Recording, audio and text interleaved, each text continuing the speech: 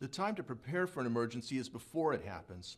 Moreover, the way to prepare for failure is to embrace it, accept that sooner or later it's inevitable. And by making the processes and behaviors you want part of the normal routine operations, you avoid the surprise. For example, if you know that a zone outage is possible, consider establishing rotating outages as part of the routine operations. Here's another idea. If you know that the users expect 99.95% availability and your service is operating at 99.99% availability, consider using that 0.04% gap to exercise your resiliency and recovery designs. Finally, don't underestimate the importance of meetings. Circumstances are going to change. If you surround the technical processes with the right human processes, the team will catch the issues before they become emergencies. What about coping with failure? It's a given that failure is going to occur, and the best way to deal with it is preparedness. To avoid any nasty surprises, it's also a really good idea to prepare for an emergency before it happens.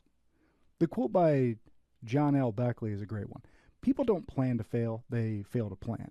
It's really as simple as that. Failure is likely to happen at some stage, but if you prepare, you can really limit the impact. So how do you do it? Do you want to do the forest fire, or do you want to have a controlled burn? Well, that depends. The forest fire is when you're reactive. A controlled burn is when you're planning ahead. So this way, you're planning rotating outages. You can do a DR plan. You can have a DR playbook. Maybe you take a DR week where you design and test your production systems to see if they can actually fail over. That way, you can get some additional learning and develop system resiliency. So let's go back to the SRE process in regards to preparing the team to use simulated sessions. When you're designing this, you want to develop a team with the goal to investigate the use of systems monitoring and diagnostics to determine the root cause. Is that going to be a loss failure or an overload? Or did the system just simply fail because of hardware or because your business logic is overwhelming the system? So how do you present strategies for fixing those issues? Well, the way to do so is to incorporate failures into your service level objectives and your service level indicators. You know what your objectives are, and so with that, you want to measure it to prevent it from happening. So that includes not over-engineering and thinking of different kinds of reliability. Users may not differentiate between them. It's still up to you to address them separately in your design. And you have to understand that gap between user expectations and system reliability. You've got to establish a margin of safety and incorporate downtime as a potential.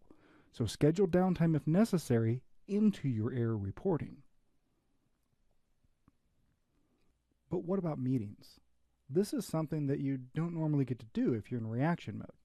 But you really do want to plan and review production service level objectives and service level indicators at least on a monthly basis. Are we meeting our objectives? And are we measuring the right things to assure that we are achieving those?